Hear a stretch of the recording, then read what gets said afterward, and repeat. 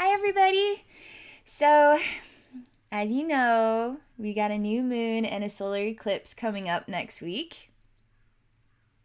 My mouth is moving and my. Okay.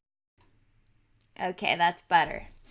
All right, so I'm doing this video to explore the new moon and the solar eclipse next week. And I thought I would put a little twist on it. So I'm going to connect with the Andromedan galaxy with extraordinarily loving alien beings who would like to share a message with us. A message about the new moon, a message about the solar eclipse, a message about human ascension.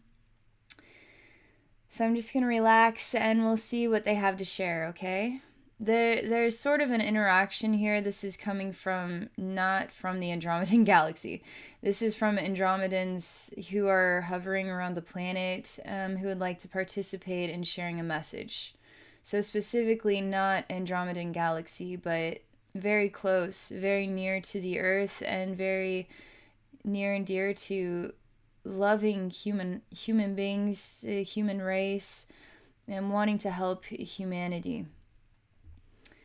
So I'm just going to relax and we'll see what comes. There's a really warm energy that's rising. It's really warm and beautiful. It even shows me that it has colors of orange and yellow, green and blue sort of moving above my head. The sky looks like it is filled with color. Like a river of color above my head. I never have seen the sky look this way before.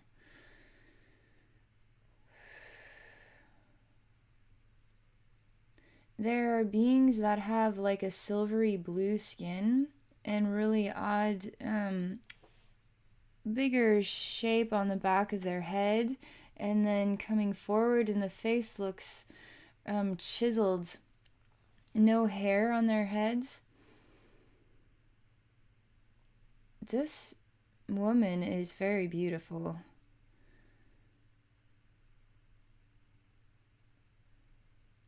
All she is doing is very still looking at me. I am looking at her, examining the way that she looks. She looks like a goddess. Even without hair, she's with this unusually shaped head, is still very, very beautiful. She has light that comes from this third eye space. She is very gentle. She is very patient. She's not outspoken. She sounds like a hum. A really soft, peaceful hum sound. She is not a jokester or a comedian. She's not a loudmouth. She is peaceful and contained, quiet, but she is still expressive without saying anything at all. Her mouth does not move to speak. She reminds me of water, a movement of water that is trickling through.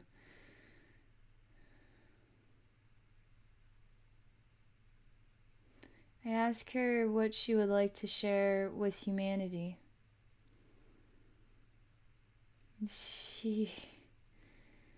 I'm not used to this patient energy. I'm actually having to slow my energy down in order to communicate with her.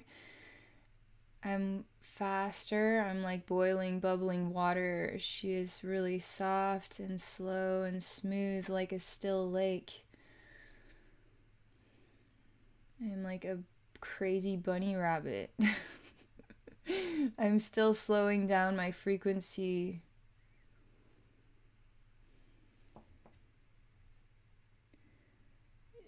There's really warm energy entering my heart. She opens up the sky to show me information. Just in the air. It's like a screen of information in the air. and the sky is turning more into a liquidy blue color. She asked me if I can read it. It reminds me of being at the eye doctor and you have to look through and see if you can read it from a distance and it's blurry. It's sort of like that for me. I tell her that all I can think about is odd mathematical equations. I feel like I'm in math class and I haven't learned these equations yet, or I feel like I'm at the eye doctor and it's blurry. That's what I tell her.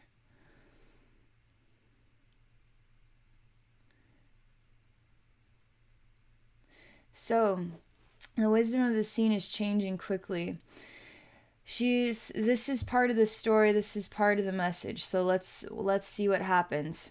She takes the screen, and it's no longer where you could put your hands through it. It becomes like paper. She rips it from what would be like a wall, although it's levitating in the sky.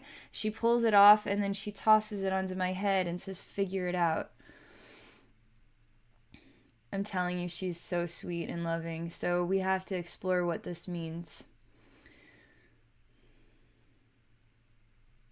She shows me again now being a teacher with a stick and saying this to the students, really angrily, aggressively, demanding that they figure this out already. But yet the students are like, I don't know. I don't get it. I don't understand. And she won't stop doing the same thing. With the stick hitting the wall again, hitting the wall again. This is what it is! She's kind of an intense, aggressive teacher now. But she's not actually. This is part of the message.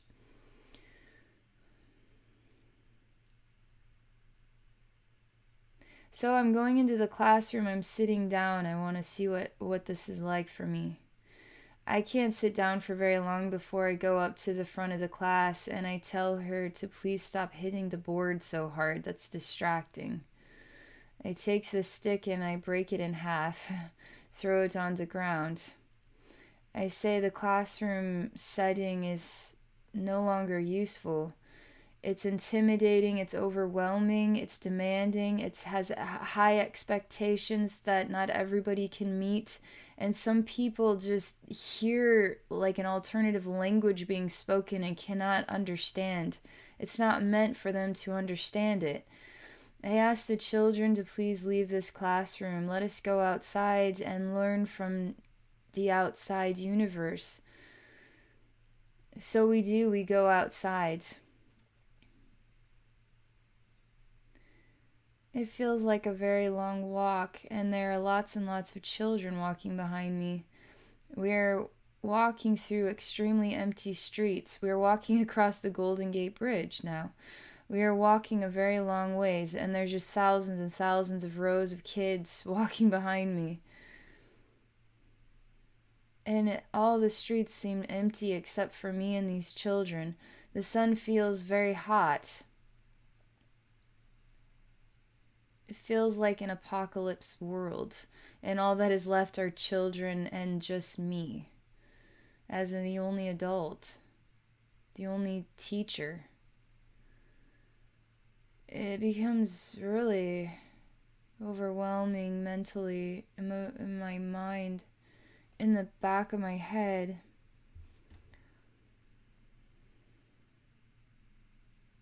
We are still walking. The world is becoming a desert. The wind is blowing. It stings the eyes and the face. But we are continuing to walk like zombie soldiers, marching through the nothingness. There's nothing left. There's just sand blowing around. In my mind, I had dreamed I would take these children to a beautiful park where the grass was growing, where there's a beautiful tree, where we could talk about the spirit realm. We could talk about creativity and imagination. We could make up stories. We could talk about angels and other planets. Or we could talk about things and learn from each other in a setting where we are all loving and accepting of each other, even those that are different. Those that may be put down in other classrooms for being so different. But here I am, alone, in a desert full of kids that are now turning into dust themselves and blowing away, and all that is left is me, and I am crying. And the sand is so bitter in my eyes. But I don't stop walking through this terrible dust storm, sandstorm. There's nothing you can see at all, not even an inch in front of your face. And you would have to close your eyes anyway, or otherwise they'll be full of sand.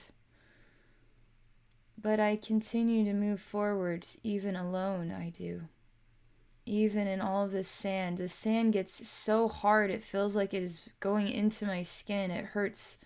It is hurting me now, really bad. Next thing I know, I bump into a door. It's a house made out of wood. I open the door. It seems to be locked. I knock on the door.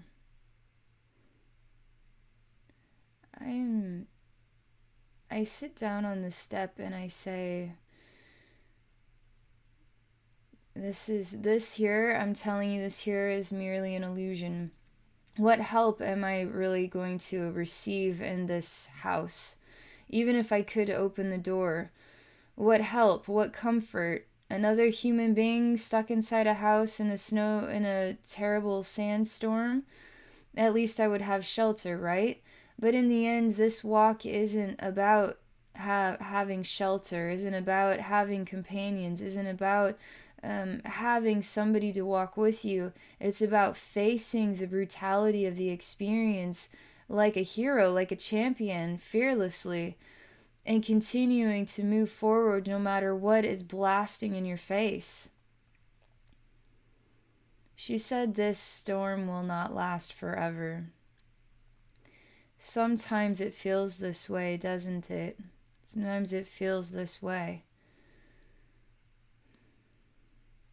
If you could have shelter from this storm, would you take it, even if you knew that it would not change anything outside unless you continue to walk? The only way this storm is going to go away is if you continue to face the storm. If you choose to hide from it inside, the storm will keep blowing.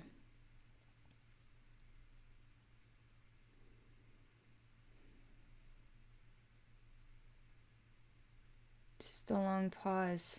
We are a long ways from a time with very strict and stern teachers that slap the wrist of kids who misbehave. We are a long ways away from that. We are moving into a new day of age with new teachers, new ways of learning and discovering.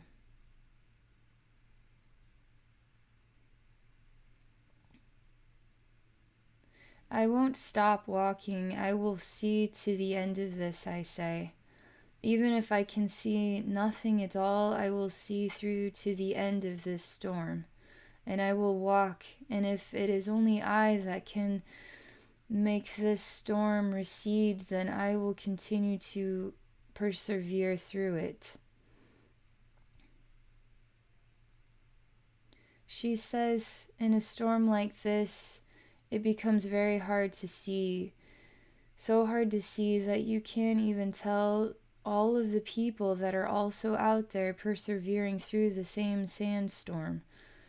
Through the same blistering sandstorm. You can't see even an inch in front of you. You can't see at all because your eyes are forced to be closed.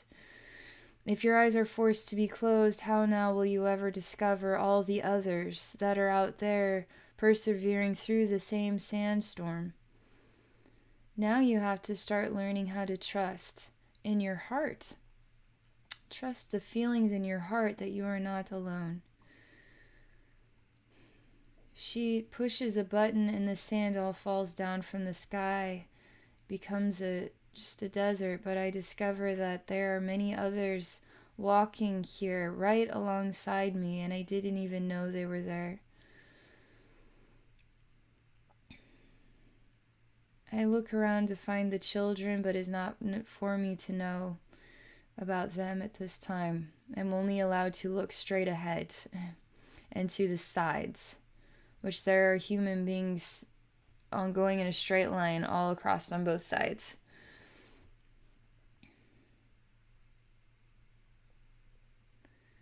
I sit down and they all sit down at the exact same time that I do.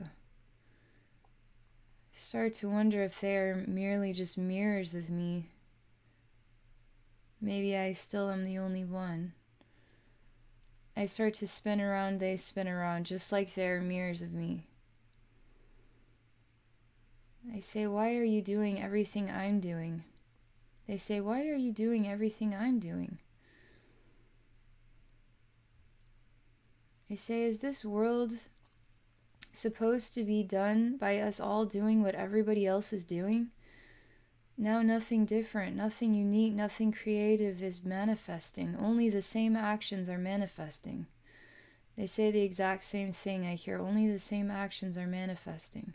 Repeat back to me.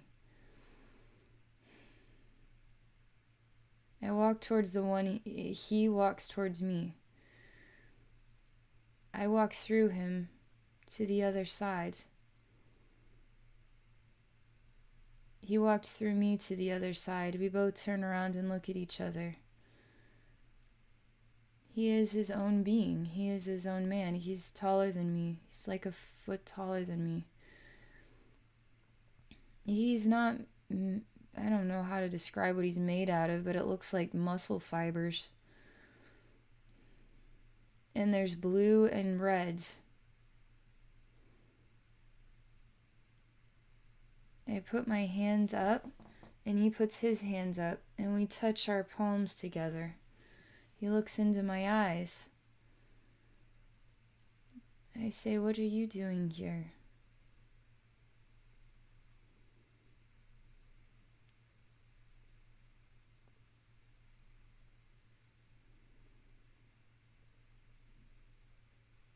I discover I'm back in the classroom and I'd fallen asleep and was just having a very silly dream.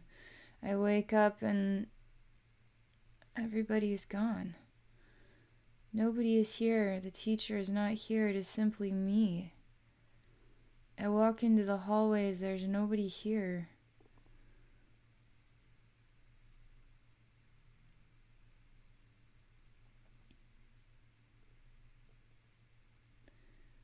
I walk outside. It's a beautiful day. I look into the sky.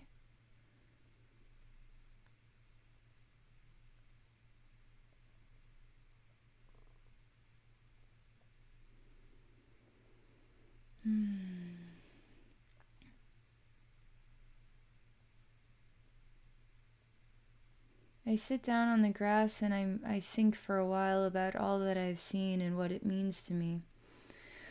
I don't believe in apocalypse. I don't believe in human beings becoming disintegrated into sand, blowing. I don't believe that is our future. But this message isn't necessarily about that. It's about how we are walking forward on our pathway, how we are teaching others. Are we doing what everybody else is doing, or are we doing it uniquely for our own reasons, for following our own heart?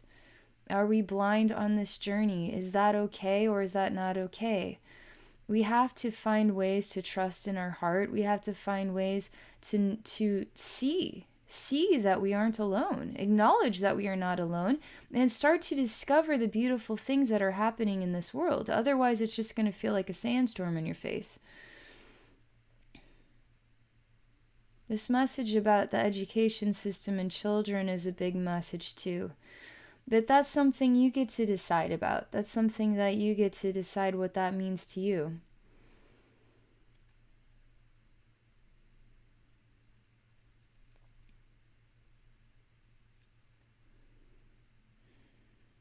She asks me if this is something about the message that she had shared with me, if this was a good enough message.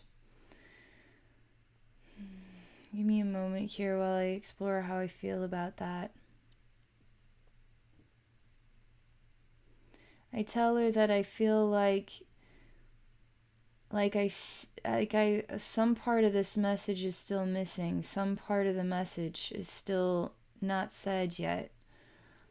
She asked me what I think that part of the message is, and I say the part of the message where we talk about love and happiness and rejoicing and a beautiful world with love everywhere. That is the part of the message that's missing. She says, why is that missing from my message? Saying because that's what human beings believe in these days. We believe in love. We're ready for love. We are ready for this. She asks me to look around and tell me what I see in this world. Do I see truly a world that is ready for love?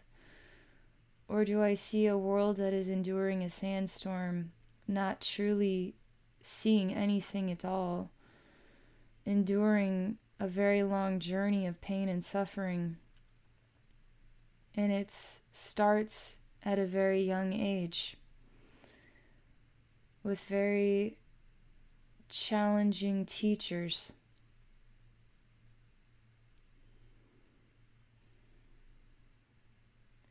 She says, this is hard for me to translate. Give me a minute here. She tells me this is the message that human beings want to hear because this is the message that this is the world that we are choosing for ourselves and each other. So this is the message we actually want to hear because this is the message we are choosing for ourselves and each other. If you're choosing for yourselves and each other a different message, a message about love, then why are you not manifesting that message on your planet? Because as far as I can see, your planet is a journey of pain and suffering, not a message of love.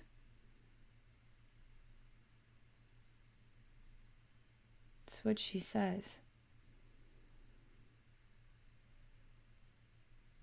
That's it. That's the message from this Andromedan. All right, that's all I can share for this video.